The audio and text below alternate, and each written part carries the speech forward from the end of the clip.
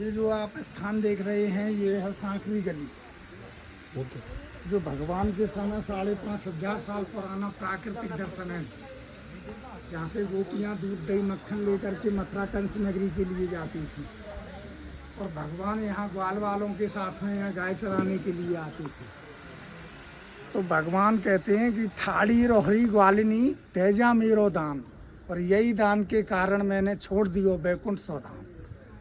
कि ये जो दूध दही मक्खन तुम दैत्यों के लिए लेके जाते हो टैक्स के रूप में कंस के लिए, इसको बंद करो, और अगर बंद नहीं करोगे तो तुम्हें यहाँ टैक्स दान देना पड़ेगा। तो गोपियाँ डर गईं, भगवान की 7 वर्ष की आयु देख करके डर गईं कि ये बच्चा क्या कह रहा है, अगर हमने राजा का टैक्स नहीं दिया, कंस का टैक्स नहीं दिया तो वो हमको यहाँ रहने नहीं देगा।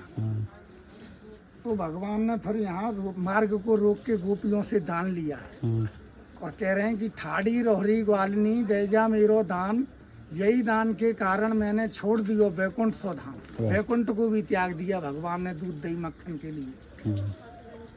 तो गोपियाँ कह रही हैं कि दान दान कर राखो मोहन, दान दान कर राखो मोहन, ना दे दत्त की किनकी, और छाछ हमारी जो पीवे सो टहल करे सब दिन की।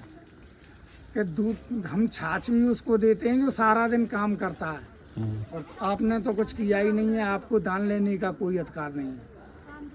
तो भगवान कह रहे हैं फिर गोपियों से कि सांकरी गली बनी पर्वत की, सांकरी गली बनी पर्वत की, गद ले चली कुमर कीरत की। राधा रानी की जो माँ है उनका नाम कीरत है।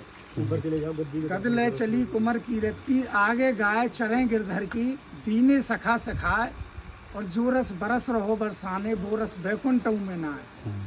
जो रस है वो बना कहाँ है, बनारस में।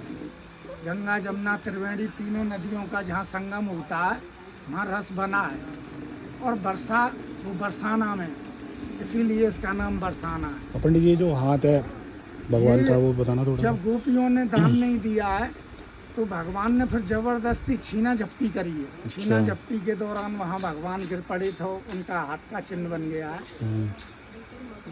तो ये यहाँ का इतिहास है। ये सामने कन्हैया जी की बैठक है, इधर में राधा रानी की बैठक है, और भादों के महीने में त्रयोदशी को यहाँ बहुत विशाल मेला लगे। ये राधा जी की गद्दी है, ब्लर हो रहा है। और उस मेला में आप आकर के देखोगे तो ये लीला तुमको देखने के लिए मिलेगी। निशान इधर है ना, इस तरह सामने।